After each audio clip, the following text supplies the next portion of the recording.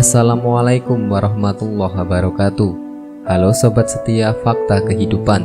Tidak lupa kami sampaikan salam sehat, salam sejahtera. Semoga tercurah segala bentuk kebaikan dan juga kita semua dalam lindungannya. Seperti biasa, kita akan berbagi kisah dari yang unik, menarik sampai bikin nangis. Mari kita simak kisahnya.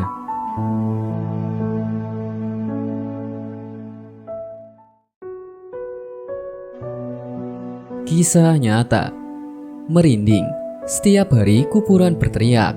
Inilah 5 peringatan alam kubur untuk manusia yang masih hidup. Tempat yang menjadi salah satu tujuan terakhir manusia adalah alam kubur.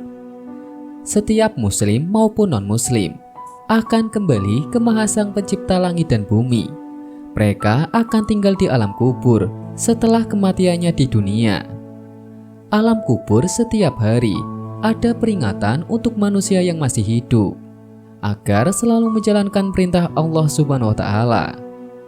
Hal ini dikarenakan agar para manusia selamat dari siksa kubur yang amat pedih. Lantas, peringatan apa yang alam kubur berikan untuk manusia yang masih hidup? Yang pertama, carilah teman yang akan menemanimu di alam kubur. Alam kubur adalah tempat yang sunyi dan sepi. Tak ada seorang pun dari sanak saudara yang masih hidup yang mau menemani. Bagi orang-orang yang gemar membaca Al-Quran sewaktu hidupnya di dunia, Al-Quran akan menemaninya di alam kubur sampai ia dimasukkan ke dalam surga.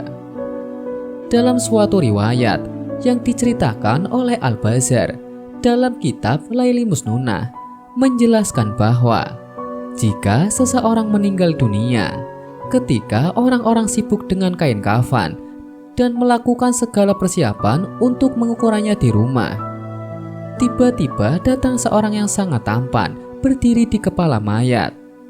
Ketika kain kafan mulai dipakaikan, ia berada di antara dada dan kain kafan.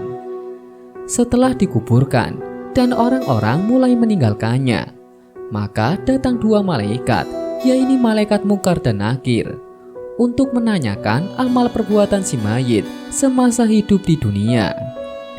Kedua malaikat tersebut berusaha memisahkan orang tampan tersebut dari si mayat agar memudahkan prosesi tanya jawab tersebut.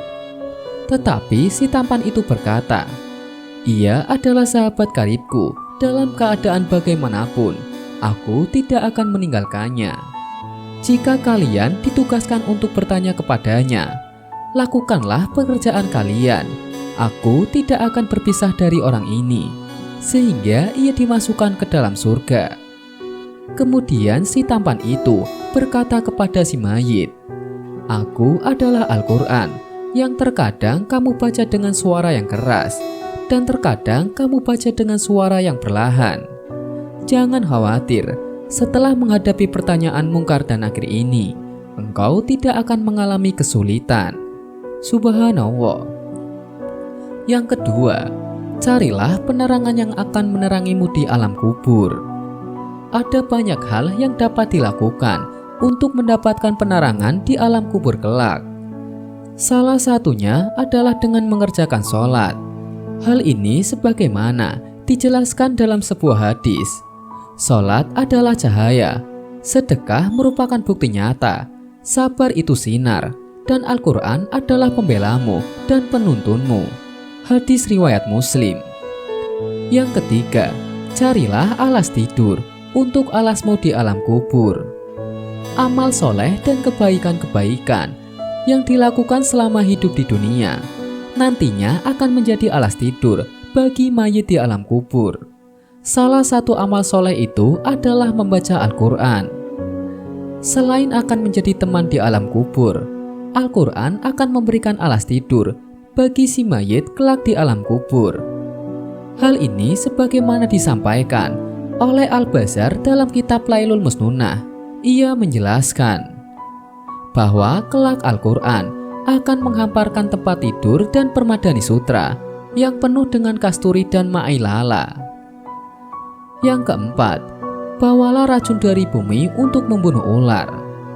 Di alam kubur, bagi orang-orang yang beriman, racun untuk membunuh ular di alam kubur itu adalah bacaan Bismillahirrahmanirrahim. Dengan membaca ini berarti seseorang telah menghambakan diri sepenuhnya kepada Allah. Ular penyiksa di alam kubur itu bernama ular Tintin. Kepedihan siksaannya sebagai dijelaskan dalam sebuah hadis. Dari Abdullah bin Abi Mulaikah berkata, saya mendengar Aisyah radhiyallahu an berkata, orang-orang kafir akan disiksa pedih kuburannya dengan dicapik-capik ular ganas yang botak. Lalu ular tersebut memakan orang itu dari kepala hingga kaki. Kemudian orang itu kembali ke bentuk sempurna.